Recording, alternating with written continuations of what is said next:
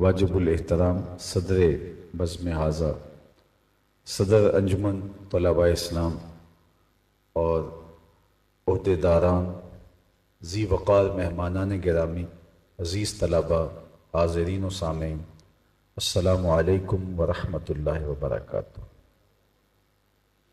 अंजुमन तलबा इस्लाम के ज़ेर एहतमाम मुनअक़िदा इस मिलाद मुस्तफ़ा कॉन्फ्रेंस में शरीक होना मेरे लिए एज़ाज़ भी है और खुशबख्ती भी। ज़ात रिसालत मआब सल्लल्लाहु अलैहि वसल्लम के साथ तलबा का कल्बी रब्त पैदा करने के लिए अंजुमन तलबा इस्लाम का किरदार कभी भी फरामोश नहीं किया जा सकता। निस्फ सदी से ज़ायद का एक तवील अरसा इस जद्दोजहद में, इस मेहनत में और इस मुक़द्दस फरीज़े में बसर किया और कितने ही दिल मोहब्बत रसूल के नूर से मुनव्वर हुए और कितनी ही ज़िंदगियाँ हुजूर के मुबारक इश्क में और हुजूर की सीरत के सांचे में ढल गए। अल्लाह ताला जल्ला शानुहु की बारगाह में आप सारे लोगों की आमीन के साथ दुआ है कि अल्लाह नौजवानों के इस काफ़िले को हमेशा सरखुरू करे, कामयाबियाँ और खुशनसीबी का मक़सूम हो, इनके जज्बों को मज़ीद हिद्दत और हरारत नसीब होती रहे और क़यामत के दिन ये हुजूर की बारगाह में जब सलामी पेश कर रहे हों तो सैयदी मुर्शदी या नबी का नारा जो ज़िंदगियों के अंदर कड़कती बिजलियों की तरह गूंजता रहा, वो हुजूर अलैहिस्सलाम की पाबोसी का सबब और ज़रिया बने। मिलादुन नबी सल्लल्लाहु अलैहि वसल्लम का खूबसूरत उन्वान है आज के इस अज़ीमुश्शान इज्तिमा का, और मैं और आप अपने आका व मौला का ज़िक्र करना अपने लिए बाइसे तस्की जानते हैं। जब भी उनका नाम लिया जाए रूहों को करार मिलता है, बातिन को तस्की पहुँचती है। इतना दिल आवेज़ और मीठा नाम है कि जो ही ये नाम हमारे लबों पे आता है तो हमारे लब एक दूसरे का बोसा लेते हैं और हम अपने दुख भूल जाते हैं उनका नाम लेते हुए। चूँकि इतनी खुशबू फैलती है, इतनी रोशनी फूटती है और इतनी सरशारी की कैफियत पैदा होती है कि गम गम नहीं रहता, गम भी खुशियों के सांचे में ढल जाता है। उनका नाम लबों पर आए, मीठा मीठा मुँह हो जाए, उनके बोल बहारों जैसे और असहाब सितारों जैसे। उनसा प्यारा और न कोई, उनसे बिछड़ के लकड़ी रोई, जब वो सैर को जाया करते सर पे बादल साया करते। हुजूर का जिक्र सुनकर जिस शख्स के कलेजे में ठंड नहीं पड़ती, शेख महदी अल-फासी मुतालिउल मुसर्रात शरह दलाइलुल खैरात में लिखते हैं, उसके सीने में धड़कने वाला दिल किसी मोमिन का दिल ही नहीं है। ये हो ही नहीं सकता कि उनका जिक्र हो और करारे जा नसीब ना हो, तस्कीन कल्ब ना पहुँचे। मुतरिब से कहो कि छेड़े ज़रा उस जाने तमन्ना का किस्सा, फुरकत के भयानक लम्हों में कुछ दिल को सहारा हो जाए। आज रबीउस्सानी भी अपना आधा सफ़र समेट चुका है और अभी तक हुजूर के मिलाद की मजालिस का सिलसिला जारी है। ये नगमा फसले गुलो लाला का पाबंद नहीं है। मौसम कोई भी हो, रुत कोई भी हो, हुजूर के ज़िक्र का चिराग कभी बुझने नहीं पाता। सदियों कबल हुजूर इस दुनिया पे जलवागर हुए थे, लेकिन माहौल की शगुफ्तगियाँ बताती हैं जैसे कोई कल ही गुजर के गया हो। ज़मीं से आसमां तक, आसमां से लामकां तक है, कहाँ खोले थे गेसू यार ने, खुशबू कहाँ तक है। हमने इतना तज़करा और ऐसी दिल आवेज़ और नूरानी तज़कार की खुशबू किसी और के लिए फैलती नहीं देखी। मेरे इमाम ने तो कहा था, कान जिधर लगाइए तेरी ही दास्तां है। घर घर उन्हीं का तज़करा है और हर लब पे उन्हीं की बातें हैं। सो मैं और आप अपनी खुशबख्ती के लिए, अपने मुकद्दर संवारने के लिए यहाँ जमा हुए। बाकी जहाँ तक हुजूर के ज़िक्र की बात है तो ये एक शब का मिलाद क्या, सारी ज़िंदगी उनके नाम लगा दे हक़ के शुक्र फिर भी अदा ना हो। हमारे बदन पे इतने बाल नहीं हैं जितने रसूलुल्लाह के एहसानात। हमारा बाल बाल कर्ज़ रिसालत में जकड़ा हुआ है। अगर वो जलवागर न होते, खुदा शनासी तो बड़ी दौलत है, हम खुद शनास भी ना होते, हमें अपने आप से भी मुलाकात ना होती। और मैं आपसे पूछता हूं, जिसको ये भी पता ना हो कि मैं कौन हूं, उसके पल्ले होता क्या है? इकबाल ने कहा था, अपने मन में डूबकर पाजा सुरागे जिंदगी, तू मेरा नहीं बनता ना बन, अपना तो बन। और जो अपना भी नहीं हो, जिसको ये भी ना पता हो कि मैं कौन हूं, जिसको खुद शनासी का नूर भी नसीब ना हो, खुद आग ही के उजाले भी हासिल ना हो। देखिए, अशरफुल मखलूकात होने के बावजूद वलक़द करमना बनी आदमा का ताज इंसान के सर पे रखा है, लेकिन ये दरख्तों को, हशरातुल अर्ज़ को, चौपायों को, अजराम फल्किया को, मज़ाहर फितरत को, जलती आग को, चलते पानियों को, और ये हत्ता कि इंसान की तारीख देखिए कि ये जो केचवा, जो मछलियां पकड़ने के लिए कांटे के साथ लगाया जाता है, उसको भी अपना माबूद मानता रहा। यानी इसको ये भी नहीं पता था कि मैं कौन हूं। अपने हाथों के तराशे हुए मादुओं, लकड़ी के औसान, पत्थर के असनाम और आटा गूंद करके धूप में रख के खुश किए गए बुत, उनको अपना माबूद मानता है। भूख तंग करती है तो फिर उनको तोड़ करके, उनको गूंद करके रोटी पका जाता है, खा लेता है कि मेरे खुदा तू अब काम नहीं आएगा तो कब आएगा, अब तो भूख से मेरी जान भी निकल रही है। ये इतना बेबस, इतना मजबूर, वो जो अपने वजूद और अपने तशख्खुस को भी ना बचा सके, ये उसको भी अपना माबूद मान रहा है। तो इसको खुद ही की पहचान कब थी, अपने ज़ात से, अपने आप से आगही कब थी? अल्लाह अकबर। ये तो हुजूर अलैहिस्सलाम ने आके बताया, वल्लज़ी खलक़ लकुम मा फिल अर्दि जमीआ, ये जो कुछ ज़मीन में हज़रत इंसान तेरी खिदमत के लिए, तेरी ज़रूरत के लिए, तेरी नौकरी के लिए पैदा किया गया। दरख्तों को पूछता है, ये तुझे छांव फराहम करने के लिए, ऑक्सीजन देने के लिए, तुझे फल फराहम करने के लिए पैदा किए गए, तेरे ईंधन के लिए तख्लीक किए गए। अजराम फल्किया की परस्तश करता है, ये तेरी राहों में रोशनी उजालने के लिए, तेरे ज़ौक़े नज़ारा की तस्कीन के लिए। जानवर तेरी सवारी के लिए, बार बर्दारी के लिए, तेरी ग़ज़ाई ज़रूरतों के लिए पैदा किए गए, तो उनको माबूद समझ रहा है। नहीं तो देख, चांद को पूछता है, ये देख उंगली उठती है और वो टुकड़े होकर कदमों में आता है। सूरज को पूछता है, ये देख इशारा होता है और वो भागता हुआ असर के वक्त पे आता है। दरख्तों को पूछता है, जा मैं नहीं तू ही कह दे तुम्हें अल्लाह का रसूल बुला रहा है, और दरख्त दौड़ता हुआ कदमों में आके सलामी पेश करता है। अब इंसान की आंख खुलती है कि मैं जिनको माबूद समझता था वो तो मेरी दहलीज के नौकर निकले, वो तो मेरी चौखट के गुलाम निकले।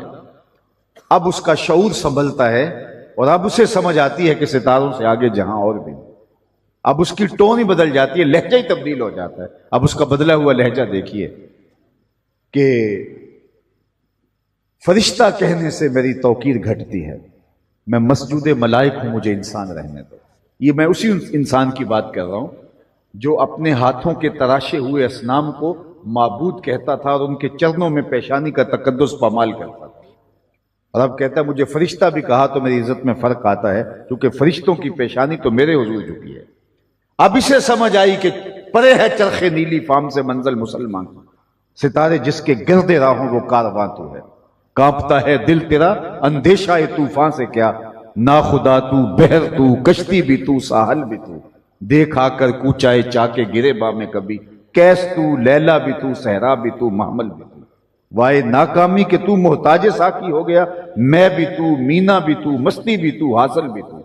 आह किसकी जुस्तजू आवारा रखती है तुझे, राह तू, रहरो भी तू, रहबर भी तू, मंजिल भी तू। बेखबर तू जौहरे आईना अय्याम है, तू जमाने में खुदा का आखिरी पैगाम। इसकी खुद से मुलाकात ही तब हुई जब हुजूर की दहलीज पर आए, और जिन्हें हुजूर का दर नहीं मिला वो आज भी अंधेरों में बटे। कि बिल्कुल हमारी हमसायगी में रहने वाले पीएचडी डॉक्टर है और बुत के आगे हाथ जोड़े खड़ा है। उसकी अक्लो बीनश, उसका फहमो इदराक उसे नहीं बता रहे कि बदन पे बैठी मक्खी भी ना उड़ा सके, तेरी जरूरतों का कफील कैसे हो सकता है? दूसरी जानब MBBS डॉक्टर है और वो गाय के पेशाब को तबर्रुक समझ के चुस्कियां लेके हलक से नीचे उतार रहा है। उसकी तबा में कोई नफासत नहीं, उसकी इतनी भारी और भरकम डिग्री ने कुछ नहीं बताया।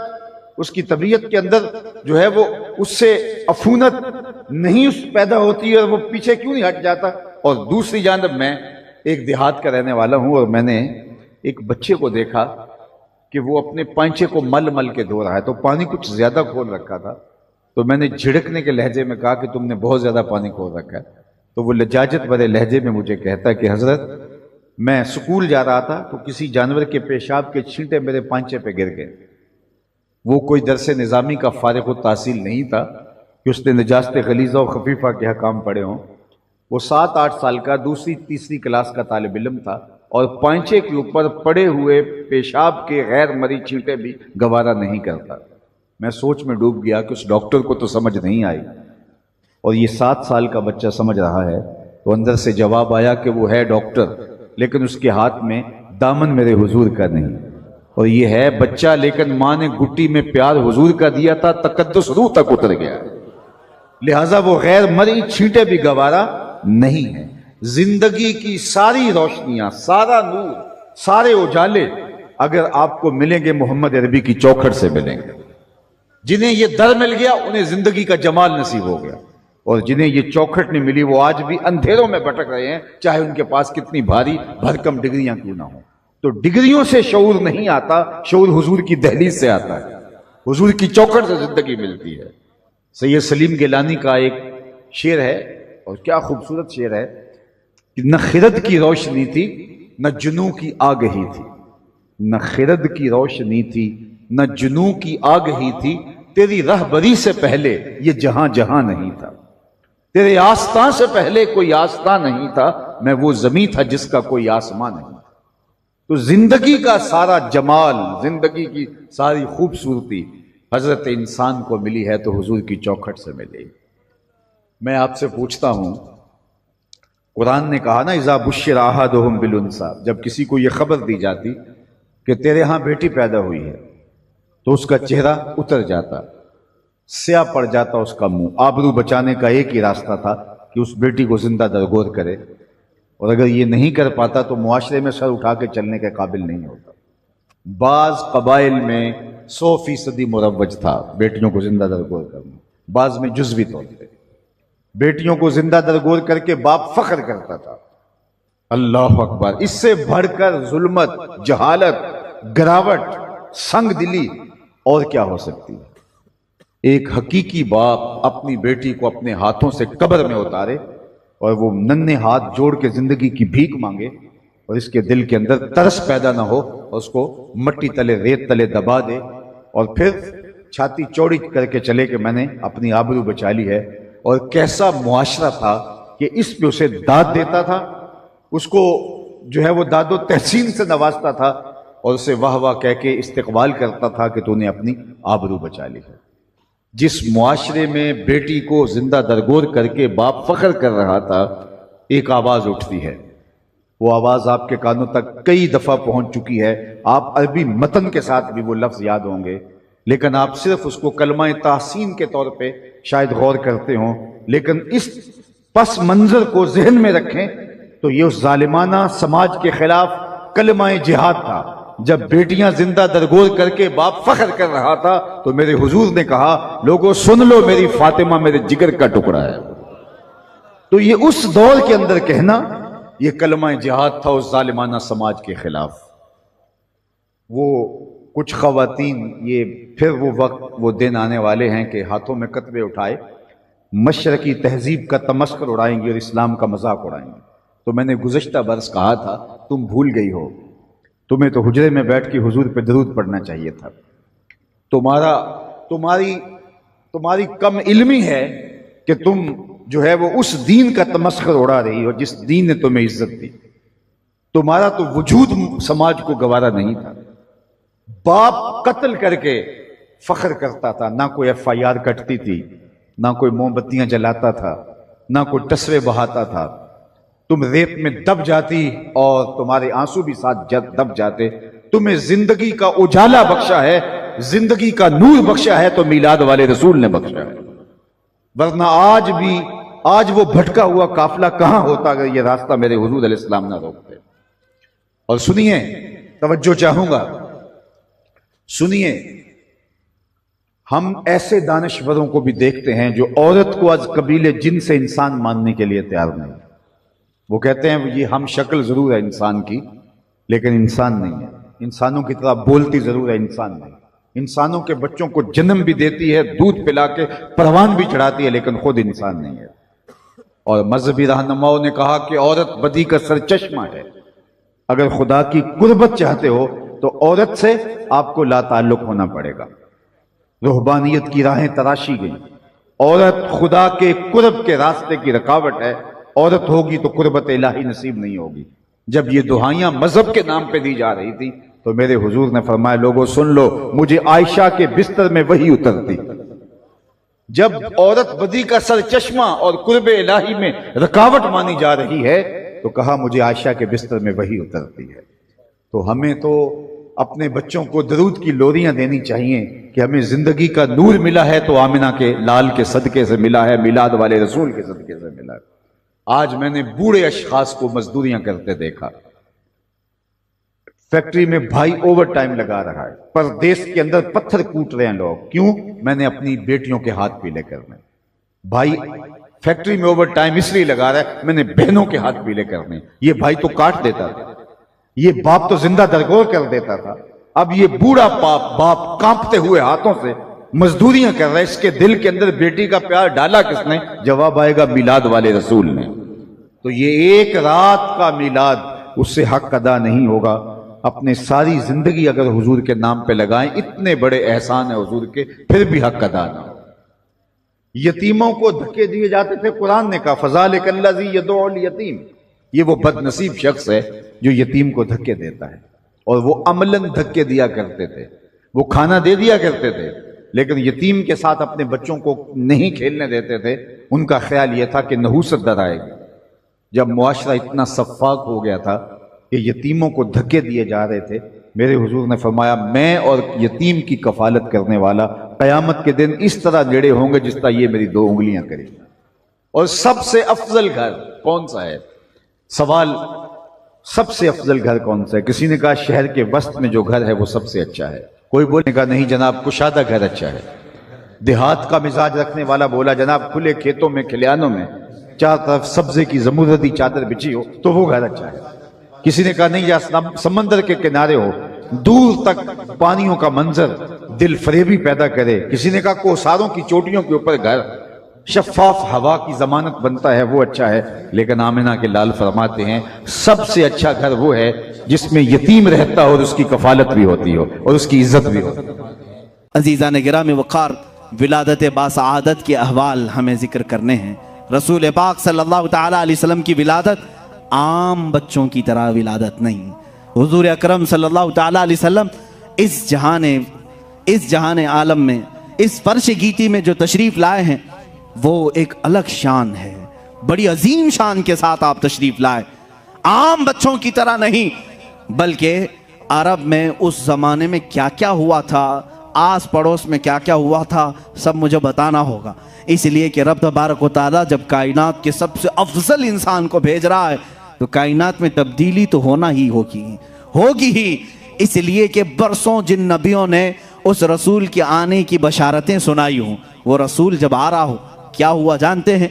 जिस रात हज़रत अब्दुल्लाह से ये नूर मुस्तफ़ा मुंतकिल होकर बतन आमिना में आया, उसी रात को आवाज़ें आईं। ये रिवायात में मौजूद है। इमाम ज़रक़ानी फरमाते हैं मशरिक के जानवरों ने मगरिब के जानवरों को इत्तला दी, मुबारक हो नूर मुस्तफ़ा अब अपनी असली माँ के पेट में आ चुका है। रजब के महीने में ये हुजूर पाक सल्लल्लाहु ताला अलैहि वसल्लम का नूर मुंतकिल हुआ, उसी दिन बशारतें शुरू हो गई। अब इसको इरहासात कहते हैं।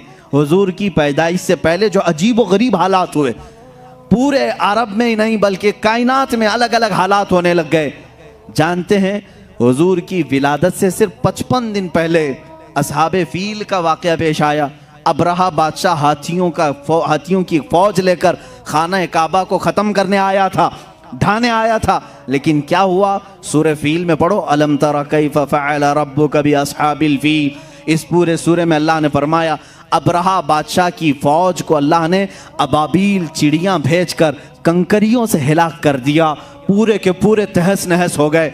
अबरहा की लाश नहीं मिली, सारे फौजी मर गए, हाथी सुकड़ गए, ऐसा हो गए थे फजअलहुम कअस्फिम मअकूल।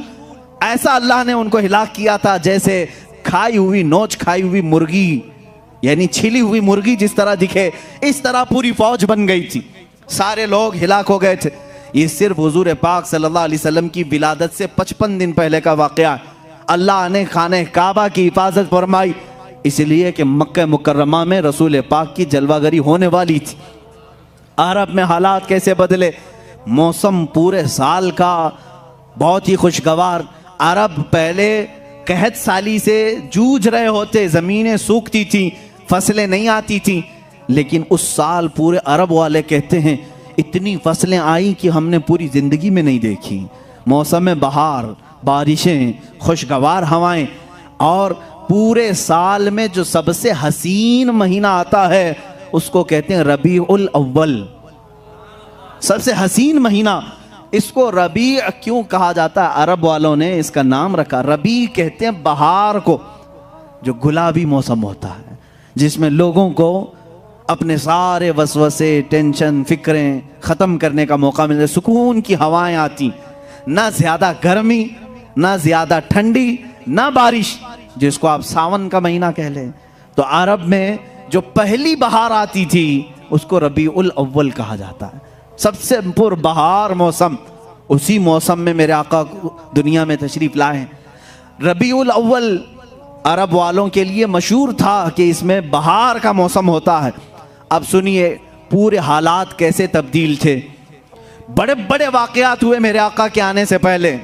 हुजूर पाक सल्लल्लाहु ताला अलैहि वसल्लम की विलादत से पहले क्या क्या वाक़यात हुए सुने। रजब के महीने में हमल करार पाया। उसके बाद हज़रत बीबी आमना रज़ियल्लाहु ताला अन्हा के घर चलते हैं, सुनते हैं उन्हीं की ज़ुबान से रिवायात। हज़रत बीबी आमना बताएं आपके शिकम मुबारक में जब ये नूर मुस्तफ़ा आया तो आपको कैसा लगने लगा। हज़रत आमिना फरमाती हैं मैंने और औरतों से सुना था कि हमल के दर्द बहुत होते हैं, लेकिन जब मेरा बेटा मेरे शिकम में आया मुझे हमल का कोई दर्द नहीं था, कभी कोई तकलीफ नहीं हुई, ना पैर बोझल, ना कै आना, ना सर चकराना। दुनिया की हर माँ को हमल के आसार पेश आते हैं, ये तकलीफ़ें उठाती हैं, मगर कायनात की एक माँ ने कोई तकलीफ नहीं उठाई। क्यों उठाए? इसलिए कि वो गमों से आज़ाद करने वाला रसूल उसके शिकम पाक में है। हर दर्द से, हर बेकसी की फरियाद रसी करने वाला रसूल उसके शिकम पाक में है। बीबी आमना रज़ियल्लाहु ताला अन्हा के ज़ुबान मुबारक से हम रिवायात सुनते हैं। उससे पहले मशहूर मुहद्दिसीन ने जो रिवायात बयान किए हैं, फरमाते हैं कि ईरान में किसरा की हुकूमत थी। किसरा बादशाह इतना बड़ा सुपर पावर कि उसने एक महल बनाया था जिसकी हिफाजत के लिए 1 लाख फौज हुआ करती थी, और उसका दावा था कि इस किले को, इस महल को कोई भी टक्कर देकर गिरा नहीं सकता। बाज़ तारीख़ी रिवायात के मुताबिक जो आज मदियन सलमान पाक, जो इराक़ में एक शहर का नाम है, आज भी वहाँ वही किला मौजूद है। हम इराक़ जब ज़ियारतों के लिए जाते हैं तो वो भी देख कर आते हैं। किसरा का महल उसे कहते हैं। आज अंदाज़ा करो 3000 साल से या 2000 साल से वो महल उसी तरह सलामत है। उस ज़माने में कितना मजबूत रहा होगा, कितना पावर उसके अंदर रहा होगा, मजबूत, एक पिलर भी नहीं है, लेकिन छत आज भी खड़ी है। वो किसरा का महल था। और फिर मशहूर ईरान की एक आग थी जिस आग की पूजा की जाती थी, और बेशुमार लोग उसके सामने नज़र मानते थे, इत्तिकाफ करते थे, चढ़ाई करते थे। और वो कब से जल रही थी? 1000 साल से जल रही थी। 1000 साल से उस आग को बुझने नहीं दिया था पंडितों ने। जहाँ वो थोड़ी सी धीमी हो जाए, तेल डाल दें या लकड़ियां भड़का दें, लेकिन उस आग को सुबह, दोपहर, शाम, रात किसी लम्हे बुझने नहीं दिया जाता था। वो आग जल रही थी 1000 साल से। किसरा का महल बड़ा कीमती, बड़ा मजबूत, और दो नहरों के बारे में रिवायात में है। बुहैरे सावा एक इलाका है काशान, काशान ये ईरान का इलाका है, वहाँ की झील उसकी भी पूजा की जाती थी, उसको पवित्र माना जाता था। आग की पूजा करने वाले उस पानी की भी पूजा करते थे। इसी तरह समावा एक ऐसी झील थी जिसको सूख करके 300 साल हो गए थे, उसमें पानी का एक कतरा नहीं था। लेकिन मेरे अजीजों, जिस माह मुबारका में मेरे आका की विलादत होनी थी, अचानक हालात तब्दील थे। लोगों ने देखा बुहैरे सावा जो झील पूजा की जाती थी, पुजारी दूसरे दिन सुबह जाकर देख रहे हैं पूरी झील में एक कतरा पानी का नहीं है, खुश्क हो चुकी है, सूख गई है, कुछ भी नहीं है। और समावा की झील जिसमें 300 साल से पानी का एक कतरा नहीं था, रात को लोगों ने देखा, सुबह आकर देख रहे हैं लबालब पानी भरा हुआ है, इतना पानी कि किसरा के महल्लात तक आ गया। और यही वो दिन था, अचानक ईरान की जमीन पर जलजले आ गए। ऐसे जलजले आए कि अचानक किसरा बादशाह के महल के अंदर एक शिगाफ पड़ गया, एक दरार आ गई। वो दरार आज भी मौजूद है, 14 सदियों से आज भी वो दरार दीवार में है। इतनी बड़ी दरार आई कि एक आदमी उसके अंदर से पास हो सकता है, गुजर सकता है, जिसका दावा था इसे कोई गिरा नहीं सकता।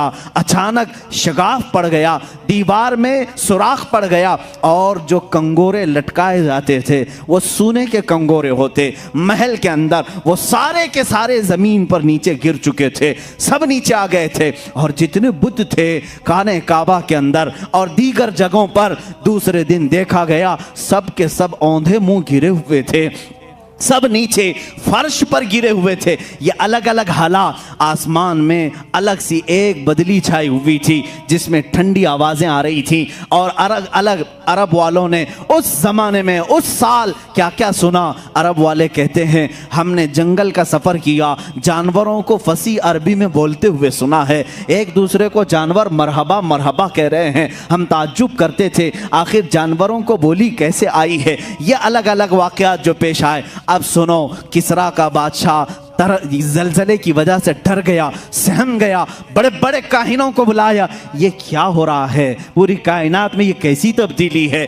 ईरान का बादशाह डरा हुआ है, कैसर रोम, मुल्क रोम का बादशाह ख्वाब में देख रहा है अरब के लोग ईरान के और कैसर रोम के ऊंटों को भगा कर ले जा रहे हैं। अरब के वहशी लोग, बद्दू लोग जो कुछ ज्यादा नहीं जानते, ईरान पर कैसे काबिज हो रहे हैं, रोम पर कैसे काबिज हो रहे हैं। भयानक ख्वाब था।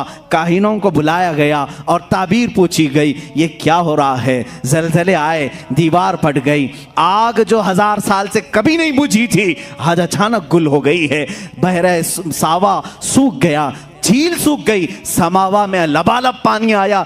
ये अनहोनियां हमें नहीं समझ में आ रही। सारे काहिन बैठे, जितने उस जमाने के ज्योतिष रहे होंगे, नुजूमी रहे होंगे, सबों ने कैलकुलेशन किया और बादशाहों से कहा, ऐ बादशाह सलामत, हमने अपने हिसाब से देखा है और हमारी ताबीर जो निशाना बताती है वो वही है जिसको हम शेर में कहते हैं, आई नई हुकूमत, आई नई हुकूमत, सिक्का नया चलेगा। ताबीर एक ही लग रही है, बादशाह सलामत, तुम्हारे ख्वाब की भी ताबीर यही है। कंगोरे गिरे हैं, दीवार फटी है, झील सूखी है, आग बुझी है, सब की ताबीर हमारे इल्म के मुताबिक तो यही लग रही है। अरब में आई नई हुकूमत, सिक्का नया चलेगा, आलम में रंग बदला, सुबह शबे विलादत। ये तो मैं शेर की जुबान में कह रहा हूं। उन नजूमियों ने कहा था बादशाह से, जरूर कायनात में कोई बच्चा पैदा हुआ है जिस बच्चे ने सारी सल्तनतों को हिलाना है। और बादशाहों को उसी दिन नजूमियों ने कहा था,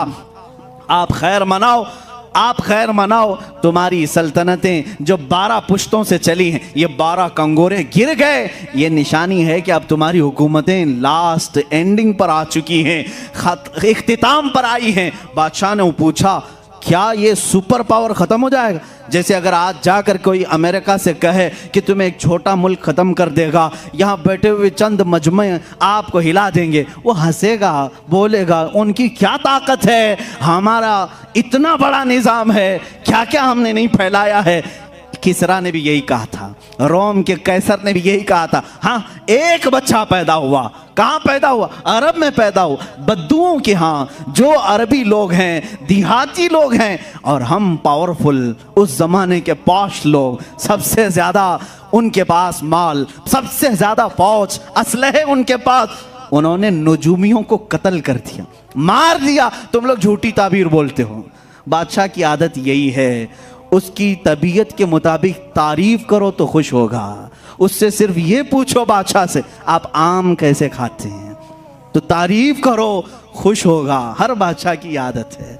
इंटरव्यू लो तो ये मत पूछो नोटबंदी क्यों किया था, मत पूछो, ये सब नहीं पूछना। जॉब कहाँ गई, वो मार डालेगा। तुम ताबीर, ज्योतिष भी सही नहीं हो, तुम ज्योतिष भी सही नहीं हो। हाँ, ज्योतिष ये कहे सारे भाग खुले हुए हैं आपके, सारा सीना चौड़ा हो गया है, देखिए उनको नवाजा जाएगा।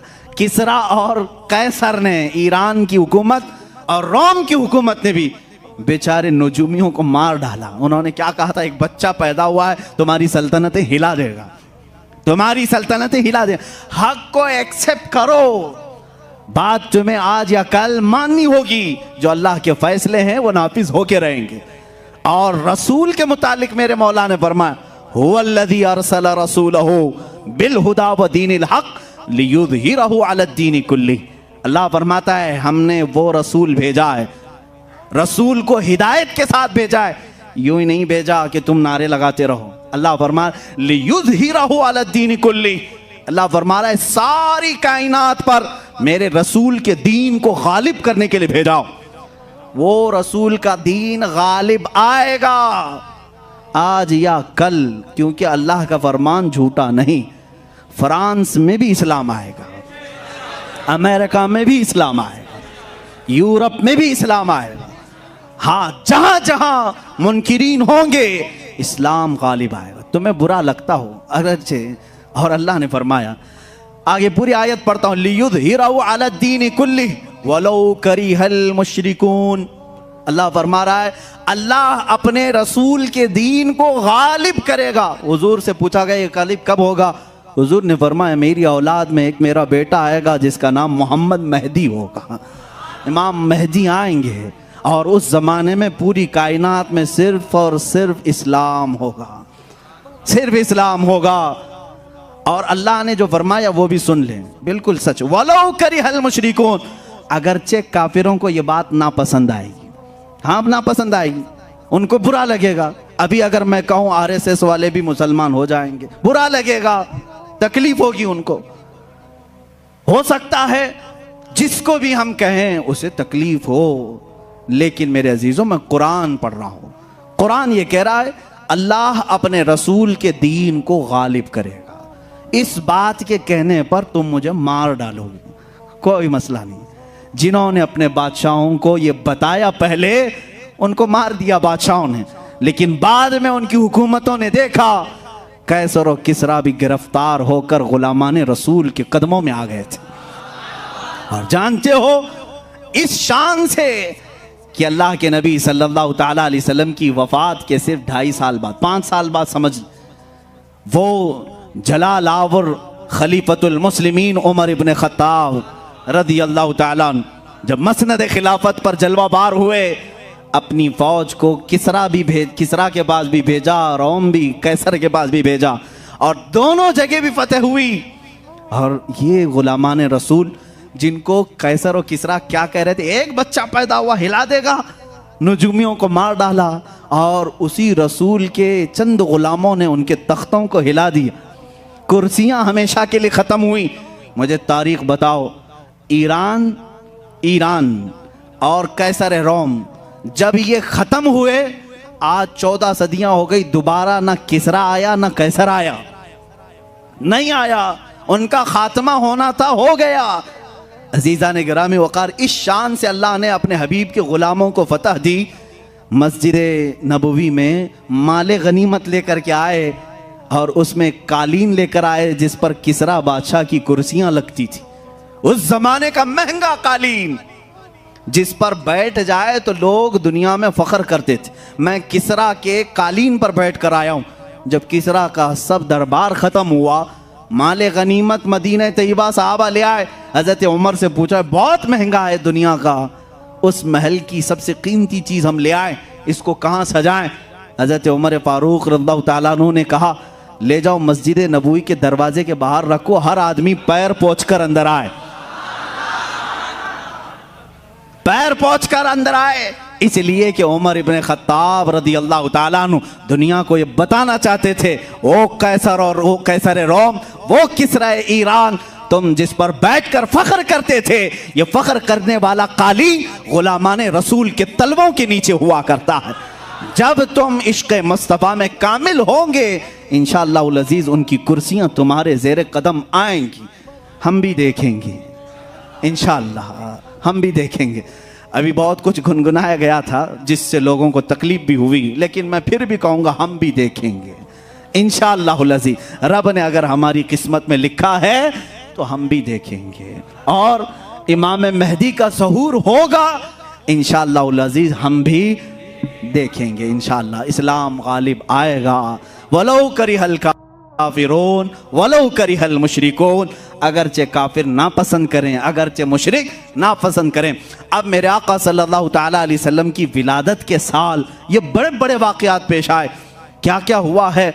अरब के हालात बदले हुए थे, बुहैरा सावा, बुहैरा समावा, और उनके अलावा जो किसरा के बादशाह के कंगोरे टूट के गिरे और दरारें आई, आग बुझ गई। उसके अलावा आओ अब बीबी आमना के घर चलते हैं। अब ये विलादत की घड़ी के करीब के आसार मैं बता रहा हूँ, नहायत ही अदब व एहतराम के साथ सुनो, इसलिए कि मौलूद मुबारका को सुनना ये ईमान वालों के लिए सआदत की बात है। मेरे आका सल्लल्लाहु ताला अलैहि वसल्लम की विलादत बासआदत से पहले खुशबू की जाए और बखूर किया जाए, इतर लगाए जाएं, और हुजूर पाक सल्लल्लाहु ताला अलैहि वसल्लम के तज़किरे नहायत ही अदब व एहतराम से किए जाएं।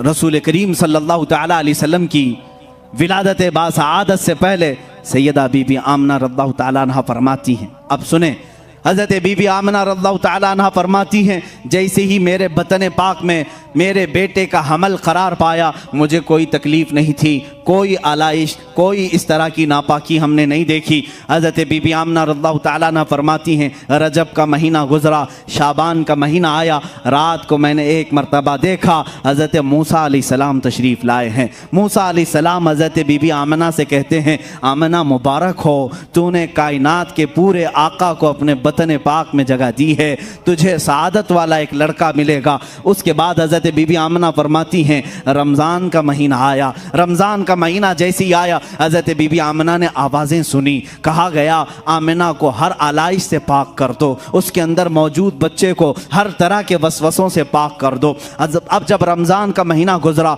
शव्वाल का महीना आया, हज़रत बीबी आमना कहती हैं, शव्वाल के महीने में मैंने देखा हज़रत इब्राहीम अलैहिस्सलाम तशरीफ़ लाए हैं और एक झंडा उठाए हुए हैं, और वअअलमहा बिरुतबती सय्यिदिना मुहम्मदिन सल्लल्लाहु अलैहि वसल्लम, रसूल करीम सल्लल्लाहु अलैहि वसल्लम के बुलंद बाला मर्तबे का कसीदा पढ़ा और बीबी आमिना को कहा मुबारक हो, मुबारक हो। ये शव्वाल का महीना गया, ज़िलक़ादा का महीना आया। हज़रत बीबी आमिना फरमाती हैं, हर माह में मैं किसी नबी की ज़ियारत करती और वह मुझे मुबारकबादी देते और मरहबा मरहबा कहते। ज़िलक़ादा गुजरा, ज़िलहज्जा आया, ज़िलहिज्जा गुजरा, मुहर्रम का महीना आया। इस हमल पाक को सफ़र के महीने में 8वां महीना लग चुका था। सफ़र का महीना ये बड़ा मुबारक महीना था। बीबी आमना कहती हैं, मेरे बतन पाक के 8 महीने के हमल में कभी मुझे बोझ नहीं महसूस हुआ, कभी तकलीफ नहीं हुई, कभी ऐसा उठाया नहीं। बीबी आमना फरमाती हैं, सफ़र के महीने में जो चीज़ें मैंने देखी वो बहुत अजीबो गरीब थी, यहाँ तक कि मैं रात के वक्त अगर घर के ऊपर नज़र करती तो बदलियाँ मुझे नज़र आती और उसमें बात करने की आवाज़ें सुनाई देती। एक दूसरे को कोई मुबारकबादी देता था, मुझे मालूम नहीं था वो कौन सी मखलूक है जो बात करती है। पूरे सफ़र के महीने में हज़रत बीबी आमना फरमाती हैं, अजीब व गरीब बातें मैं आसमान पर होते हुए सुनती थी। कुर्बान जाओ मेरे अजीजों, जिस माँ के पेट में हमारा आका जलवाबार है, उस माँ की आंखें क्या क्या देख रही हैं। हज़रत इब्राहीम को देख रही हैं, इस्माइल अलैहिस्सलाम को, मूसा अलैहिस्सलाम को, और कायनात में होने वाले अजीब व गरीब लम्हात को देख रही हैं। अब सुनो, रबीउल अव्वल शरीफ का चांद जगमगाया, हिलाले रबीउल अव्वल आया। बीबी आमना फरमाती हैं, अचानक मुझे हुराने जन्नत के तराने सुनाई देने लगे। वो गुनगुनाती थी, रात भर मुझे मीठे मीठे तराने सुनाई देते। बीबी आमना फरमाती हैं, रबीउल अव्वल की पहली गुजरी, दूसरी गुजरी, तीसरी गुजरी, ये दिन गुजरते गए, नबियों की बशारतें आई, यहाँ तक कि रबीउल अव्वल की 10वीं तक मैंने देखा जिब्राईल अमीन तशरीफ लाए हैं, और उन्होंने देखा, सारे मलाइका से कहा सफ़ें बांध लो, अल्लाह का हबीब आने वाला है। अल्लाह अल्लाह। बीबी आमना फरमाती हैं, मैं ये 2 रोज़ कबल से देख रही थी हुराने जन्नत के तराने, यहाँ तक कि 11वीं शब आई, 11वीं रबीउल अव्वल आई, उस दिन भी मैंने अजीब व गरीब बातें सुनी, अजीब व गरीब रोशनियां देखी। 12वीं शब आई, कहती है बीबी आमना रज़ियल्लाहु ताला अन्हा, मेरी पेशानी से अचानक एक नूर चमका, मेरे घर की दीवारों पर रोशनी हुई, यहाँ तक कि सैयदा कायनात आमिना सलामुल्लाह अलैहा कहती हैं, मैं मक्का में सोई हुई थी, लेकिन बसरा के महल्लात को वहीं से देख रही थी, शाम के महल्लात को, मुल्के शाम के महल्लात को मैं उस नूर की रोशनी में देख रही थी। कुर्बान जाओ ऐ सुन्नियो, जिसके बतने पाक में हमारा आका है, वो मक्का से बसरा तक देख सकती है, मक्का से शाम तक देख सकती है, तो वो रसूल क्या नहीं देख सकता? और कोई गैब क्या तुमसे नेहा हो भला, जब ना खुदा ही छुपा तुम पे करोड़ों दुरूद। बीबी आमना फरमाती हैं, 12वीं शब आई, मैंने देखा मेरी पेशानी से एक नूर जगमगाया, उससे बसरा के महल्लात रोशन हुए, मैंने शाम के महल्लात को देखा। अब यहाँ से मक्का से बसरा काफ़ी 100 किलोमीटर है, शाम 1000 किलोमीटर से ज़्यादा है। इतनी दूर तक बीबी आमना देखती रही, रात के पहर गुजरते रहे, रात के लम्हात गुजरते रहे। वही रात है जिसमें हम और आप बैठे हुए हैं। ये 12वीं शब थी। बीबी आमना की कैसी शब रही होगी, अंदाजा तो करो। हज़रत आमना फरमाती हैं, मैंने आंख उठाकर देखा तो मुझे फरिश्तों की सफ़ें नजर आई। जिब्राइल कह रहे हैं, ए मलाइका सफ़ें बांध लो, अल्लाह का नबी आ रहा है। सफ़ें तरतीब दी जा रही हैं, सबके हाथों में मशाले हैं। और अचानक बीबी आमना फरमाती हैं, 12वीं शब की आधी रात गुजरी होगी, हज़रत जिब्राइल उतरते हुए दिखाई दिए। हज़रत जिब्राइल आए, एक मशरिक में झंडा गाड़ा, एक मगरिब में झंडा गाड़ा, तीसरा काबे की छत पर झंडा गाड़ा, काबे की छत पे झंडा गाड़ा, रूहुल अमीन गाड़ा, काबे की छत पे झंडा, ता अर्श उड़ा फरेरा, सुबह शबे विलादत। ये जिब्राइल अमीन ने बशारत दी। मोमिनो सुन्नियो, झंडे लहराओ, इसलिए कि जिब्राइल अमीन की सुन्नत है। जिब्राइल अमीन ने 3 झंडे गाड़े, बामे काबा पर भी, मशरिक में भी, मगरिब में भी। मशरिक और मगरिब में क्यों गाड़ा? इसलिए कि बताने के लिए, कायनात के इस आलम के आका की खुशियां मनाना मक्का वालों की ही सिर्फ खुशकिस्मती नहीं, सिर्फ मदीने वालों के हिस्से में नहीं, मशरिक और मगरिब में बसने वाले सारी मखलूकात इन 2 झंडों के बीच में रसूल की आमद की खुशियां मनाएगी। जिब्राइल अमीन खुशियां मना रहे हैं। बीबी आमना फरमाती हैं, रात के आखिरी पहर से अचानक सुबह सादिक का वक्त तुलू हो रहा था। वही साअत, वही घड़ी जिसको इमाम आले सुन्नत ने कहा, जिस सुहानी घड़ी चमका तैबा का चाँद, उस दिल अफरोज साअत पे लाखों सलाम। अल्लाह अल्लाह, ये घड़ी दुनिया की सबसे अजीम घड़ी है, ये साअत दुनिया की सबसे मकबूल साअत है। मैं समझता हूँ न शबे कद्र वहाँ को पहुँचती है, न शबे रमजान की ईद वहां पर पहुंच सकती है। कोई घड़ी उस घड़ी का मुकाबिल नहीं हो सकती जिस घड़ी में कायनात का आका व मौला जलवाबार हो रहा है।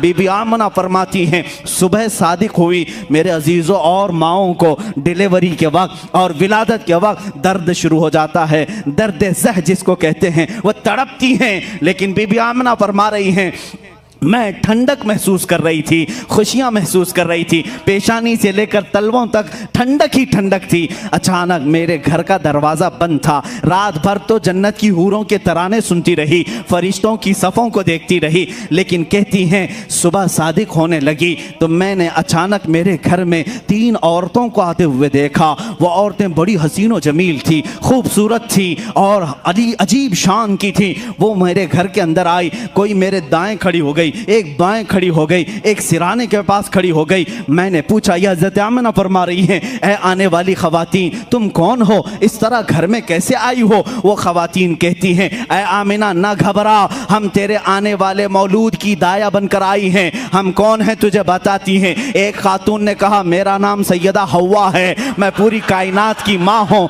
दूसरी कहती है मेरा नाम सैयदा आसिया है, जो जन्नत की पाकीज़ा ख़वातीन में से हो। तीसरी कहती है मेरा नाम सैयदा मरियम है, जिसकी पाकी की कसम कुरान खाता है। ऐ मेरे अजीजों, ये 3 पाकीज़ा ख़वातीन बीबी आमिना के सिराने खड़ी हैं, विलादत बासआदत के वक्त दाया बनकर के आई हैं। क्या शान है आका तुम्हारी, क्या शान है आका तुम्हारी। हाँ, दुनिया में किसी को ये सआदत नहीं मिली होगी जिसको किसी अजनबी ने न छुआ। वो बीबी मरियम मेरे रसूल की दाया बनकर आई हैं, बीबी आसिया दाया बनकर आई हैं। अचानक मेरे सैयदा कायनात आमिना सलामुल्लाह अलैहा फरमाती हैं इन दायाओं से बातचीत हो रही थी, सुबह सादिक की घड़ी आई। अल्लाह अल्लाह, वो नूर खुदा, वो रहमत आलम, वो रसूल पाक जिसको कायनात के आका व मौला होने का शरफ अल्लाह ने अता किया, वो इस दारे व इस दुनिया गीती में जलवाबार हुआ। मेरी आंखें थोड़ी देर के लिए बंद हुई। जब मैंने आंखें खोली, हसीन गुलाब से ज़्यादा चमकता हुआ चेहरा, वो नूर वाला तशरीफ़ ला चुका था। वो कायनात को जगमगाने वाला, वो आलम बाला का रसूल, वो आलम सुफला का रसूल, वो आलम जिन्नात का रसूल, वो आलम मलकूत का रसूल, वो आलम हैवानात का रसूल, वो 18,000 आलमों का रसूल बीबी आमिना के बतन पाक से जलवाबार हुआ। लेकिन किस शान से, अलग ऐसे आम बच्चों की तरह ना समझो। बीबी आमिना फरमाती हैं मैंने नज़र उठाकर देखा, चांद से ज़्यादा हसीन चेहरा है, ना जिसमें पाक पर पेट की कोई गंदगी या आलाइश लगी हुई, कुछ नहीं, बल्कि वो नहा करके चमकते हुए बूंदों के साथ आया हुआ था। ऐसे तारे टपक रहे थे, तारों की तरह चेहरे पाक पर पानी के कतरे झिलमिला रहे थे। बीबी आमिना फरमाती हैं मैंने नज़र किया, हज़रत आमिना वो जो तस्वीर खींची है, सदा कुर्बान जाओ मेरे अजीजों, कायनात के आका व मौला की तस्वीर, उनकी माँ से ज्यादा हसीन कौन बता सकता है। हजरत आमिना कहती हैं मैंने अजीब व गरीब बात देखी, मेरा शहजादा जब जलवागर हुआ, आम बच्चों की तरह रोते चिल्लाते नहीं आया, बल्कि सबसे पहले मैंने सुना उनकी जुबान पर था उम्मती उम्मती उम्मती उम्मती उम्मती उम्मती। उसके बाद मैंने उनको सजदे के आलम में देखा। कौन है वो बच्चा जो पैदाइश के दिन अपने मौला के यहाँ सजदा रेज है, पेशानी जमीन पर है। कायनात के आका व मौला एक दिन के हैं आज, लेकिन सजदे के आलम में हैं।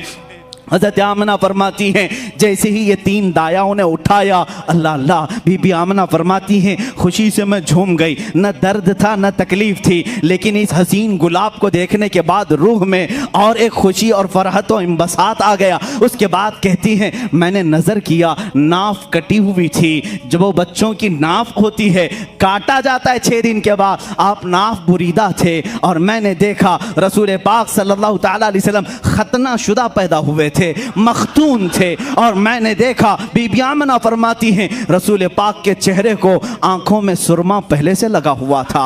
मखहूलन मदहूनुन मखतूनुन मलफूफुन बिथौबिन मिन सौफिल अबयदी अलियनु मिनल हरीर अलियनु मिनल हरीर अबयदु मिन सौफ। हज़रत आमिना फरमाती हैं अचानक मैंने देखा एक नरम लेशमी कपड़े में उन्हें लपेटा हुआ है, उनकी आंखें सुरमे की हैं, उनकी नाफ कटी हुई है, मखतून हैं। और मैंने जब उठाने की कोशिश की, मुश्क अंबर से ज़्यादा खुशबुएं आ रही थी।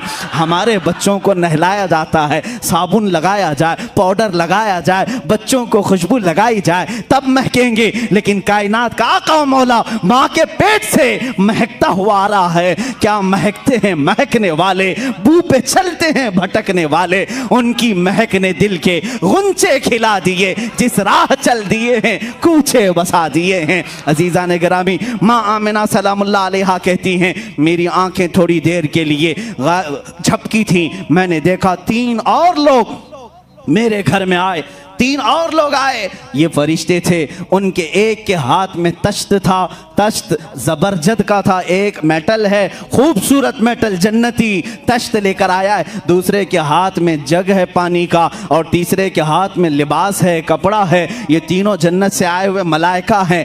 एक ने उठाया और उस तश्त में रखा, दूसरे ने वो पानी जो था निहायत ही खुशबू भरा उस तश्त पर रखा, और तीसरे ने वो मुलायम रेशम वाला लिबास उनके ऊपर डाल दिया। हजरत आमना कहती हैं, अचानक ये तीनों गायब हो गए, मेरा बच्चा भी नहीं, ना वो 3 लोग, कोई नहीं दिखा। हजरत आमना कहती हैं, मेरी आंखों से आंसू जारी हो गए, कायनात का इतना हसीन बच्चा मेरी गोद में, अचानक 3 लोग आए, सुबह सुबह, अभी अंधेरा अंधेरा है और तीनों लोग लेकर गायब हो चुके। कहाँ गया मेरा बच्चा, कहाँ गया मेरा बच्चा? मैं बेकरार थी, बेचैन थी। अचानक एक फरिश्ते की आवाज आई, आमिना घबराओ मत, आमिना बेचैन और बेकरार मत हो, इसलिए कि अल्लाह के हुक्म से फरिश्तों ने उठाया है। कहाँ ले जा रहे हैं? कहते हैं फरिश्ते, अब तेरे इस शहजादे को आलम आला में ले जाया जा रहा है, फरिश्तों को जियारत कराई जा रही है। अल्लाह रब्बुल इज्जत का हुक्म है, सारे फरिश्ते सफ़ें बांध कर खड़े हैं, तेरे इस शहजादे की एक झलक के लिए, दीदार के लिए इश्तियाक में खड़े हैं। वो फरिश्ते लेकर गायब हो चुके थे। नूर मुस्तफ़ा अब जिसमें मुक़द्दस में आया है, मेरे आका का जलवा देखने के लिए फरिश्तों के आलम में ले जाया गया। वहां ले जा करके फरिश्तों ने क्या क्या दिखाया, आलम शर्क में, आलम गर्ब में,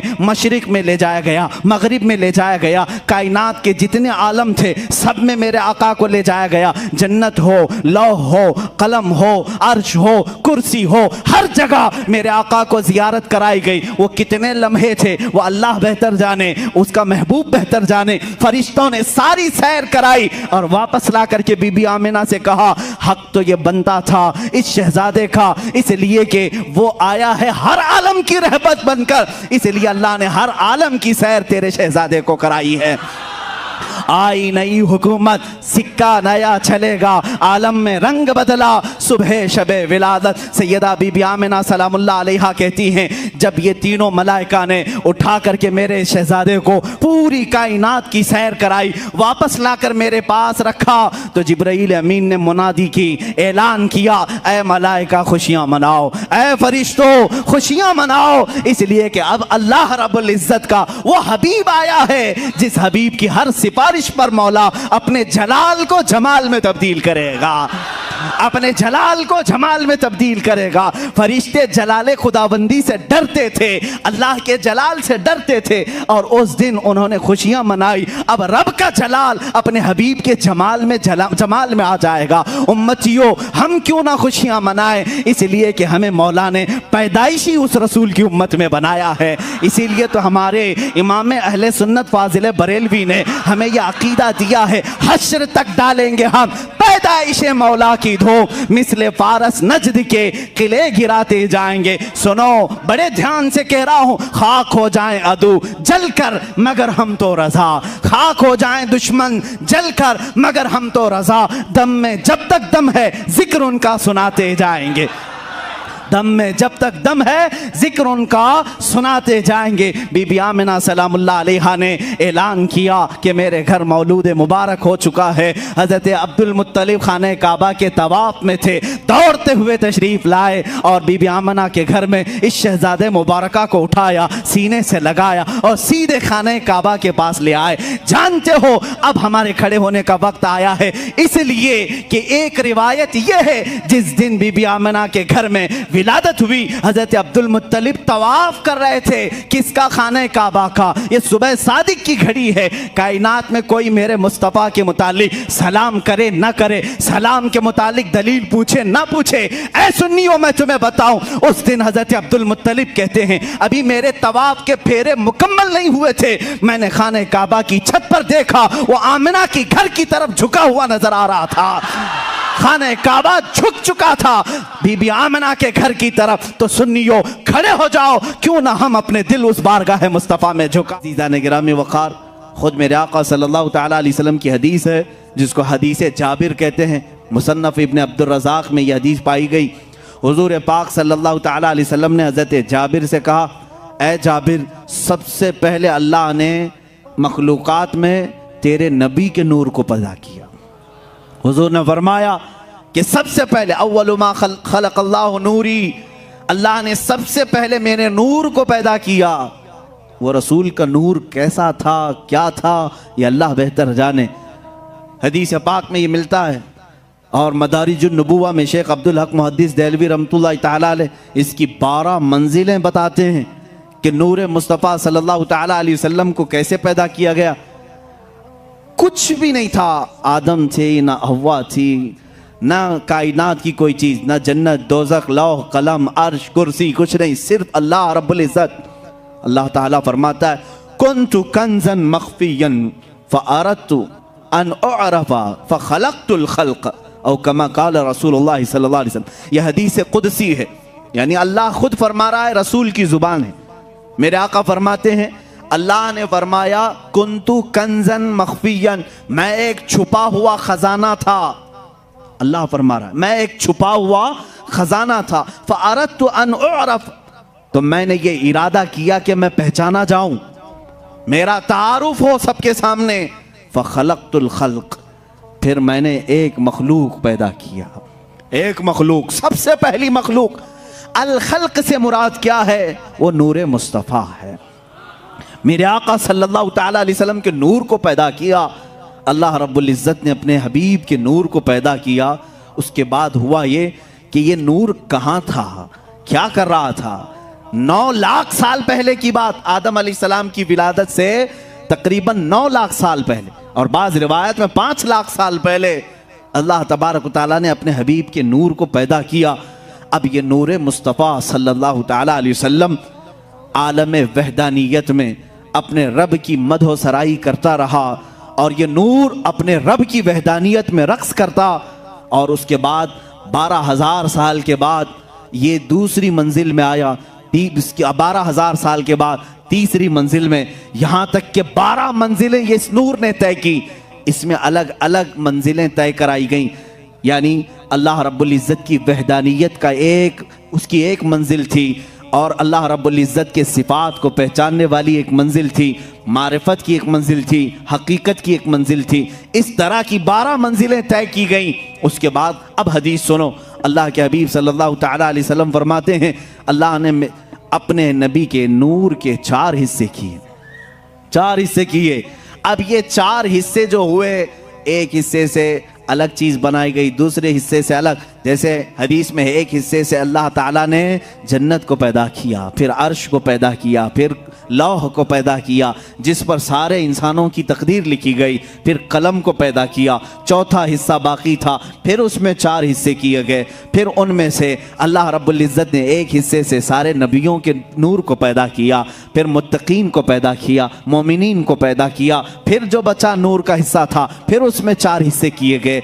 उनमें से एक हिस्से से सूरज को पैदा किया गया, चांद को पैदा किया गया, फिर एक हिस्से से सारे सितारों को पैदा किया गया, फिर जो चौथा हिस्सा था फिर उसमें 4 हिस्से हुए। उनमें से एक हिस्से से अल्लाह ने सारे सितारों को, सैयारों को पैदा किया, कायनात के अजायबात को पैदा किया, जिन्नात को पैदा किया। फिर चौथा जो हिस्सा था उनमें से 4 हिस्से फिर हुए। उनमें से एक हिस्से से सारे फरिश्तों को पैदा किया, फिर एक हिस्से से आसमान को, एक हिस्से से ज़मीन को। यहाँ तक कि यह हदीस बड़ी तवील है। अल्लाह के नबी सल्लल्लाहु तआला अलैहि वसल्लम बयान करते रहे। तेरे नबी के नूर के 4 हिस्से अल्लाह ने किए। पहले 3 हिस्सों से अलग अलग चीजें बनाई, चौथे हिस्से में फिर 4 हिस्से। ये करते हुए मेरे आका ने यहाँ तक बनाया कि क़यामत तक होने वाली तमाम अशिया को अल्लाह ने तेरे नबी के नूर से पैदा किया है। रसूल पाक सल्लल्लाहु तआला अलैहि वसल्लम के नूर से सारी कायनात की हर चीज़ को पैदा किया। इसीलिए हम ये कहते हैं वो जो न थे तो कुछ न था, वो जो न हो तो कुछ न हो, जान है वो जहान की, जान है तो जहान है। मेरे आका जाने कायनात हैं, असले कायनात हैं, मकसदे कायनात हैं। अल्लाह रब्बुल इज़्ज़त ने मेरे आका सल्लल्लाहु अलैहि वसल्लम के नूर को इतनी मंजिलों से गुजारा। उसके बाद अब अंदाज़ा करें आप, हुजूर पाक सल्लल्लाहु तआला अलैहि वसल्लम के नूर के एक हिस्से से जो सूरज बना है, जो सितारे बने, जो चांद बने, उनमें इतनी रोशनी है कि पूरी कायनात को चमका रहे हैं। तो जिस नूर मुस्तफ़ा में अल्लाह ने सरापा नूर रखा है, वो पूरी कायनात को कैसे नहीं जगमगा सकता है, कैसे नहीं रोशन कर सकता है। इसीलिए आला हज़रत फाजिल बरेलवी रहमतुल्लाह ताला अलैह ने पूरा कसीदा नूर मेरे आका की शान में लिखा है। सुबह तैबा में हुई बटता है बाड़ा नूर का, सदका लेने नूर का आया है तारा नूर का। या रसूल अल्लाह तेरी नस्ल पाक में है बच्चा बच्चा नूर का, तू है ऐने नूर तेरा सब घराना नूर का। नूर का कसीदा आला हज़रत ने पूरा हुजूर के हर अज़ू को नूर कहा है। काफ गेसु हा दहन या अबरू आंखें ऐन साथ, कुरान की आयत है मेरे अजीजों। काफ हा या ऐन साथ, ये सूरह मरियम की शुरू की आयत है और इसको बाज़ मुहद्दिसीन ने कहा ये इसमें आज़म है। इसमें आज़म, इसकी तिलावत से अल्लाह हर दुआ कबूल करेगा। काफ हा या ऐन साथ, लेकिन आशिक रसूल जब जब पढ़ता है उसमें अपने नबी को ही देखता है। आला हज़रत यूँ कहते हैं काफ गेसू हा दहन या अबरू आंखें ऐन साथ, यानी काफ जो लिखा रहता है उसकी शक्ल मेरे आका के गेसुए पाक की तरह है। हा जो है गोल होता है, दहन मुबारक चेहरे मुबारक की तरह है। या जो है लंबी होती है, हुजूर के अबरू की तरह दिखती है। ऐन और स्वाद गोल गोल होते हैं, मेरे आका की आंखों की तरह दिखते हैं। काफ गेसु हा दहन या अबरू आंखें ऐन साथ, तेरी सूरत में है उतरा सूरा नूर का।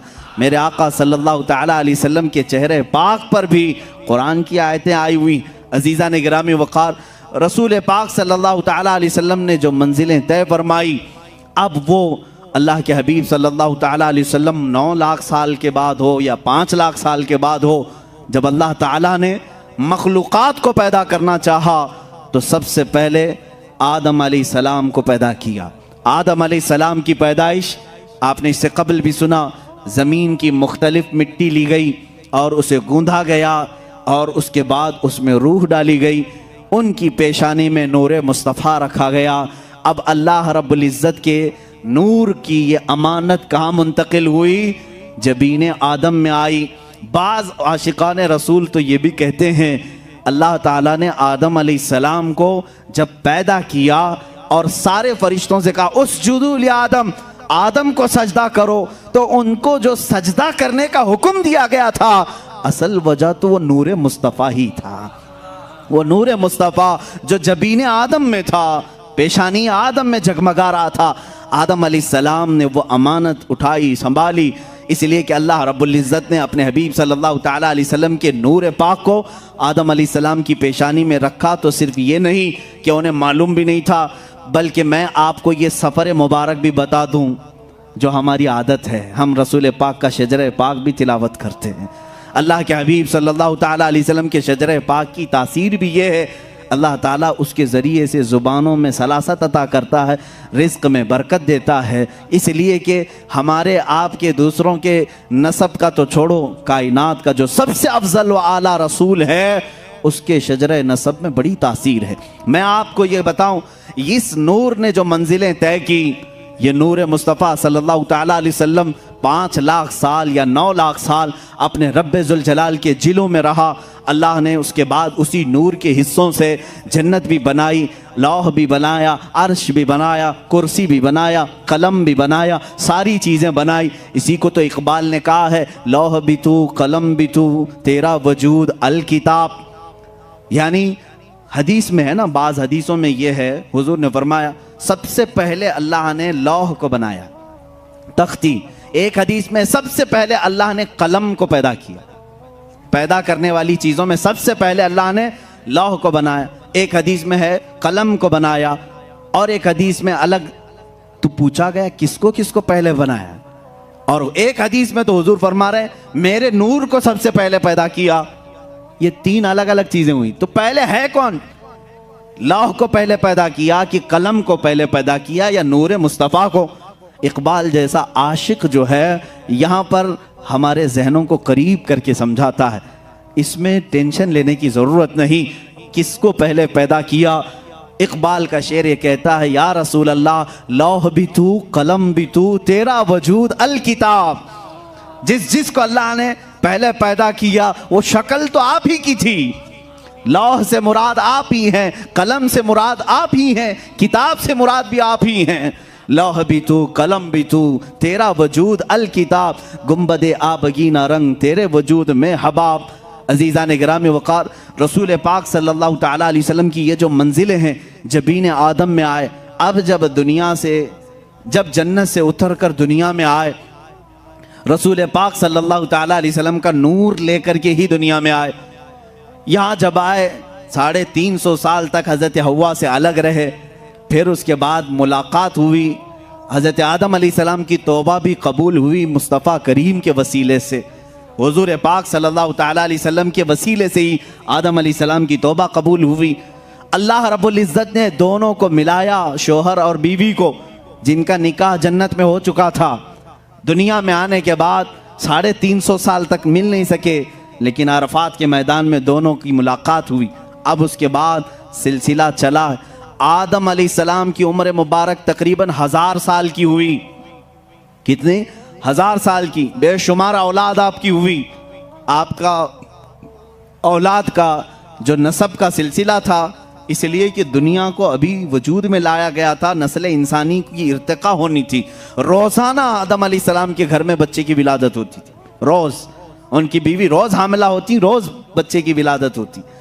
इस तरह आपकी औलाद में एक होनहार और सालेह फर्जंद पैदा हुए, जिनका नाम शीस रखा गया, वो भी नबी हुए।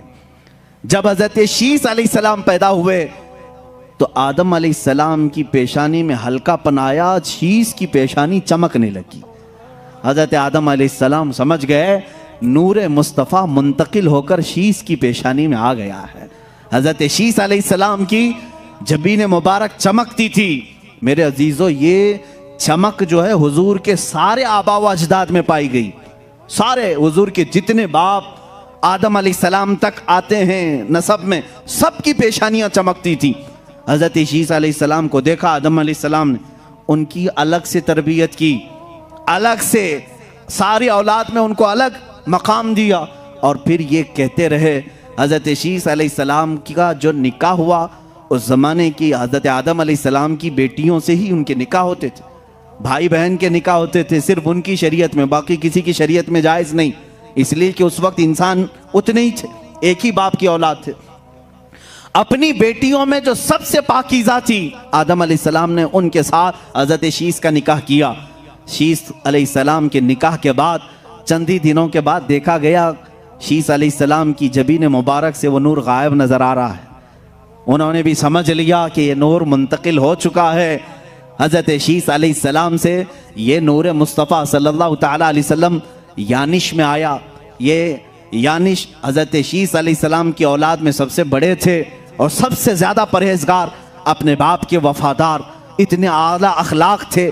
उनको देख करके भी शीस अलैहिस्सलाम ने तरबियत की, अलग से उनकी तरबियत की और बताया कि बेटा, तुम्हारे पास अल्लाह ने एक बहुत बड़ी अमानत रखी है, तुम इधर उधर नज़र नहीं करोगे, तुम्हारा हर अज़ू, तुम्हारा हर लम्हा पाक होना चाहिए, इसलिए कि तुम्हारे पास अल्लाह की एक बहुत बड़ी अमानत।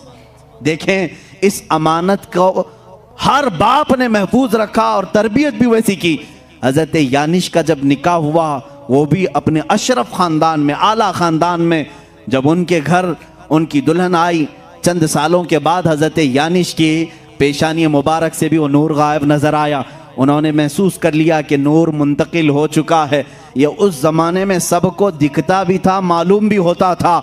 मियाँ सबकी पेशानियाँ लोग तो देखते होंगे, लेकिन एक पेशानी अगर सूरज से ज़्यादा चमकने लगे तो सबको पता ही चल जाएगा ये कोई आम इंसान नहीं, इसके पास कोई खुसूसियत तो है। और जिसके पास ये नूर होता था, हर ज़माने की बात ये है, उस शख्स से शादी करने के लिए हर औरत बेताब रहती थी। हर औरत, जो उस ज़माने की मखसूस औरतें होती, वो ये नूर को देखती और पैगाम निकाह भेजती। और जिस नसीब वाली औरत के हिस्से में वो आता, वो दुल्हन बनकर क्या थी? हज़रत यानिश के बाद उनके बेटे कैनन थे। कैनन की पेशानी पाक में वो नूर मुस्तफ़ा मुंतकिल हुआ। रसूल पाक सल्लल्लाहु ताला अलैहि वसल्लम के नूर की ये मंजिलें हैं जो सफ़र कर रही हैं। नूर खुदा चलता हुआ आदम की जबी में, जबीन आदम से शीश की जबी में, जबीन शीश से यानिश की जबी में, जबीन यानिश की से कैनन की जबी में, और यहाँ कैनन की जबी से पेशानी से हज़रत महलील की जबीन पाक में आया। महलील से यरद में, यरद से इदरीस में, इदरीस से इदरीस अलैहिस्सलाम का नाम मुतवश्शलख भी है। मुतवश्शलख से ये नूर मुस्तफ़ा सल्लल्लाहु अलैहि वसल्लम लामिक में आया। लामिक से हज़रत नूह अलैहिस्सलाम, जो हज़रत नूह अलैहिस्सलाम औलाद आदम में दूसरे रसूल भी हैं। नूह अलैहिस्सलाम की जबीन मुबारक खूब चमकती रही और फिर ये नूर मुहम्मदी सल्लल्लाहु ताला अलैहि वसल्लम उनके बेटे साम में आया। साम से ये नूर अरफक्षस में आया। अरफक्षस से फिर शालिख में आया। शालिख से फिर ऐबर में आया। ऐबर से ये नूर फालिख में आया। फालिख से ये राऊ में आया। राऊ से ये सारूख में आया। सारूख से ये फिर नाहूर में आया। नाहूर से फिर तारुह में, तारुह से फिर ये जबीन मुस्तफ़ा, नूर मुस्तफ़ा सैयदना इब्राहीम खलीलुल्लाह की पेशानी में आया। इब्राहीम खलीलुल्लाह अलैहिस्सलातु तस्लीम की पेशानी मुबारका खूब जगमगाती रही। आपने 2 शादियाँ की हैं, सारा से भी, हाजरा से भी। हज़रत सारा से इसहाक अलैहिस्सलाम पैदा हुए, लेकिन ये नूर मुंतकिल नहीं था। इब्राहीम अलैहिस्सलाम ने हाजरा से निकाह किया, सलामुल्लाह अलैहा। हज़रत हाजरा से बेटे पैदा हुए इस्माईल अलैहिस्सलाम, फिर ये नूर मुस्तफ़ा जबीन इस्माईल में आ गया। इस्माईल अलैहिस्सलाम का मशहूर वाक़या तुम्हें मालूम होगा। अल्लाह ने इब्राहीम को हुक्म दिया था, जाओ अपने बेटे की कुर्बानी करो। हज़रत इब्राहीम अलैहिस्सलाम ने हुक्म खुदाबंदी पर अमल करने के लिए मिना के मज़बा खाने में लाए और हाथ पैर बांध करके, क्या उनकी गर्दन पर छुरी नहीं चलाई थी? हर बकरीद को हम ये वाक़या सुनाते हैं। गर्दन पर छुरी चलाई, ना चली। इब्राहीम अलैहिस्सलाम ने पत्थर पर चलाई, पत्थर टुकड़े हो गया। फिर गर्दन पर चलाई, नहीं चली। उशाक़ मुस्तफ़ा कहते हैं कैसे चलेगी? जबीन इस्माईल में नूर मुस्तफ़ा जगमगा रहा था। नूर मुस्तफ़ा अमानत के तौर पर इस्माईल अलैहिस्सलाम की पेशानी में अभी मौजूद था। उसे कायनात में फर्श गीती में आना था। अब सुनो, और इस नूर मुस्तफ़ा की मंजिलें, इसका सफ़र अल्लाह रब्बुल इज़्ज़त ने पाक असलाब में रखा, पाक पुश्तों में रखा, पाक माओं के रहम में रखा। हज़रत इस्माईल अलैहिस्सलाम से फिर ये नूर मुस्तफ़ा सल्लल्लाहु ताला अलैहि वसल्लम नाबत में आया। नाबत से यशजब में आया। यशजब से तैरह में आया। तैरह से नाहूर में आया। नाहूर से मुक़व्विम में आया। मुक़व्विम से उदद में आया। उदद से अदनान में आया। अदनान से फिर माद में आया। माद से नज़ार में आया। ये सब में मेरे रसूल पाक के आबा व अजदाद के नाम पढ़ रहा हूँ। हर नाम पर आप रज़ियल्लाहु अन्हु कहें, अलैहिस्सलाम कहें, अल्लाह उन पर सलामती भेजे। अब मैंने सुनाया अदनान तक ये नूर मुस्तफ़ा मंजिलें तय करता हुआ तशरीफ़ लाया। अदनान से फिर माद में, माद से नज़ार में, नज़ार से मुदर में, मुदर से इलियास में, इलियास से मुदरिका में, मुदरिका से खुज़ैमा में, खुज़ैमा से किनाना में, किनाना से नदर में, नदर से मालिक में, मालिक से फ़हर में, जिनको कुरैश कहा जाता है, कुरैश से गालिब में, गालिब से लुई में, लुई से काब में, काब से मुर्रा में, मुर्रा से खिलाब में, खिलाब से कुसई में, कुसई से अब्दे मुनाफ में ये नूर आया। अब्दे मुनाफ से ये नूर मुस्तफ़ा मुंतकिल होते हुए सैयदना हाशिम की जबीन पाक में आया। सैयदना हाशिम से मुंतकिल होते हुए मुस्तफ़ा का नूर सैयदना अब्दुल मुत्तलिब में आया। अब्दुल मुत्तलिब की पेशानी से ये मुंतकिल होकर आपके फर्जंद अर्जुमन सैयदना अब्दुल्लाह की पेशानी में आया। सैयदना अब्दुल्लाह की जबीन मुबारका से ये नूर मुंतकिल होकर के रजब के महीने में बीबी आमिना के शिकमे मुबारका में आया। सैयदा बीबी आमिना के शिकमे मुबारका रजब के महीने में ये नूर मुस्तफ़ा मुंतकिल हुआ। 9 माह उनकी माँ को सादतें बख्शता रहा, 9 माह उनकी माँ को उरूज बख्शता रहा। ना कोई दर्द, ना कोई कर्ब, ना कोई फिक्र। बीबी आमिना को हर तरह के दर्दों से आजादी थी, बल्कि उन्हें कभी बोझ भी महसूस नहीं हुआ। ये नूर मुस्तफ़ा बीबी आमिना के बतन से 12 रबीउल अव्वल को इस फर्श गीती पे जलवागार हुआ। आई नई हुकूमत, सिक्का नया चलेगा, आलम में रंग बदला, सुबह शबे विलादत। मैं नूर मुस्तफ़ा सल्लल्लाहु तआला अलैहि वसल्लम की ये मंजिलें आपसे अर्ज कर रहा था कि आपका शजर नसब बड़ी बरकतों वाला है, क्योंकि कुरान कह रहा है व तक़ल्लुबका फ़िस्साजिदीन। ऐ रसूल, हमने आपके नूर को, आपके नुतफ़े को हमेशा सजदा करने वालों में रखा है। सजदा करने वालों में रसूल पाक के नूर को रखा गया। अब ये जालिम कहते हैं बीबी आमिना और हज़रत अब्दुल्ला काफिर थे। मुआज़ल्लाह रब्बिल आलमीन। मेरे रसूल के बाप, मेरे रसूल की माँ, उनके लिए ऐसे नाजेबा कलमात ना इस्तेमाल करो। ए मुसलमानों, अल्लाह के नबी सल्लल्लाहु तआला अलैहि वसल्लम के नसब पर अगर तुम एतराज़ करो, और एक एतराज़ करते हैं, इब्राहीम अलैहिस्सलाम के बाप आज़र थे, कुरान में आया है आज़र इब्राहीम अलैहिस्सलाम के बाप का नाम नहीं, वो उनका चाचा था जो काफिर था, बुत परस्त था। इब्राहीम अलैहिस्सलाम के वालिद का नाम तारुह था, जो किताबों में मौजूद है, सही किताबों में। आदम अलैहिस्सलाम से लेकर हजरत अब्दुल्ला तक जितनी भी पुश्तें आई, जितनी भी पीढ़ियां आई, इनमें एक भी काफिर नहीं था, एक भी मुशरिक नहीं था।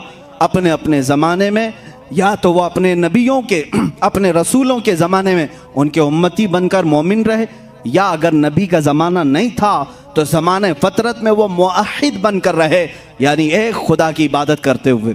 हज़रत अब्दुल मुत्तलिब रज़ी अल्लाह ताला अन्हु हुजूर के दादा हैं। मुझे पूरी तारीख छान मार के बताओ, 360 बुत तो काबे के पास थे, क्या हज़रत अब्दुल मुत्तलिब ने कभी किसी बुत की पूजा की है? मैं उनसे पूछता हूँ जो रसूल पाक के वालिदैन को बुत परस्त या काफिर कहें, मैं उनसे पूछूं, अरे हज़रत उस्मान के सीरत में ये मिलता है कि ज़िंदगी भर उन्होंने बुतों की परस्तिश नहीं की। हज़रत अबू बकर की सीरत में मिलता है, यानी ईमान लाने से पहले भी उन्होंने कभी बुतों को सजदा नहीं किया था। जो नफ्स शरीफ थे पैदाइशी, वो बुतों की पूजा नहीं करते थे, आइडियल वर्शिप नहीं। आज भी जो सलीमुत्तबा लोग हैं वो आइडल वर्शिप, यानी बुतों की इबादत को वो नहीं तस्लीम करते। खुदा एक है जिसने सारी कायनात को पैदा किया, जिनको हमने अपने हाथों से पैदा किया, वो खुदा नहीं हो सकते, वो मखलूक है। तो क्या वो उसे चाहिए कि वो जिसको तुमने बुत बनाया है वो तुमको खुदा कहने लग जाए कि मुझे तो इसने बनाया है? उल्टा तुम कह रहे हो। बहरहाल हमारा खालिक सिर्फ अल्लाह है। अजीज़ा ने गिरामी, हुजूर सल्लल्लाहु ताला अलैहि वसल्लम के आबा व अजदाद में कोई मुशरिक और काफिर नहीं था। अब ये मसला मैंने आपको बताया। दोनों के मुतालिक, हज़रत अब्दुल्ला और हज़रत आमिना के मुतालिक थोड़ी सी और बातें मैं बता दूं। वो ईमान लाए थे कि नहीं, इस पर 3 जमातें उलमा की, इमाम जलालुद्दीन सुयूती रहमतुल्लाह ताला अलैह ने पूरी किताब लिखी है इस पर। हुजूर सल्लल्लाहु अलैहि वसल्लम के वालिदैन मोमिन थे और जन्नत में। उन्होंने साबित किया, 3 तरीक़ों से उलमा साबित करते हैं। पहला तरीका तो ये है कि इनकी वफ़ात हुजूर के ऐलान नबुव्वत से पहले हो गई। हुजूर ने अपने नबी होने का ऐलान किया 40 साल की उम्र। हज़रत आमिना की वफ़ात हुजूर के 6 साल उम्र में ही हो गई। हज़रत अब्दुल्ला जो हुजूर के वालिद हैं, हुजूर की पैदाइश से 6 महीने पहले इंतकाल कर चुके। तो जब हुजूर की नबुव्वत का ऐलान ही नहीं हुआ था, उससे पहले वो दोनों इंतकाल कर गए।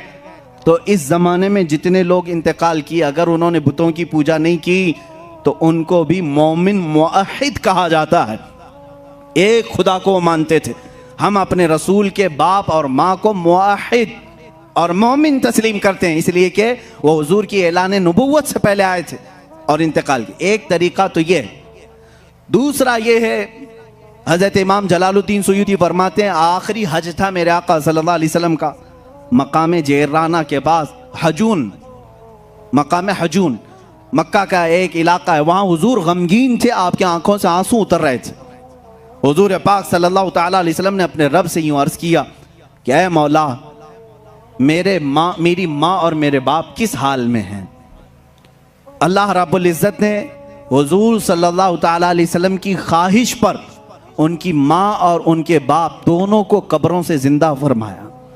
हुजूर सल्लल्लाहु अलैहि वसल्लम फरमाते हैं, मेरी माँ को भी मैंने देखा, मेरे बाप को भी मैंने देखा, और उन पर मैंने ईमान पेश किया तो वो ईमान भी कबूल की, वो ईमान लाए और अल्लाह रब्बुल इज़्ज़त ने उनको वापस कब्रों में भेजा। अब ये अकली तौर पर मुहाल भी नहीं, नामुमकिन भी नहीं, क्योंकि कुरान में इस तरह की बहुत सारी बातें आई। ईसा अलैहिस्सलाम मुर्दों को जिंदा करते थे। मूसा अलैहिस्सलाम के ज़माने में ऐसा हुआ है कि कातिल का पता मालूम करने के लिए मकतूल को एक गाय की पूंछ से मारा गया, वह जिंदा हुआ, और उसको किसने कत्ल किया था वो बताया और फिर मरा। सूरह बकरा पूरी इसमें मौजूद है। यानी मुर्दे का जिंदा होना, बात करना अकली तौर पर मुमकिन है, कुरान से साबित है। तो जब कुरान में ईसा अलैहिस्सलाम मुर्दे जिंदा किए हैं, सबूत है। मूसा अलैहिस्सलाम के ज़माने में मुर्दा जिंदा हुआ, सबूत है। हुजूर पाक का मौजज़ा तो सारे नबियों में अफजल मौजज़ा था। अल्लाह ने उनको उनके वालिदैन जिंदा करके दिए और वो ईमान लाए और फिर वफात पाए। ये भी दो दलीलें याद रखें। पहली चीज़ तो ये वो ज़माने फ़तरत में थे। दूसरी चीज़ ये है कि अल्लाह ने अपने रसूल के लिए उनके वालिदैन जिंदा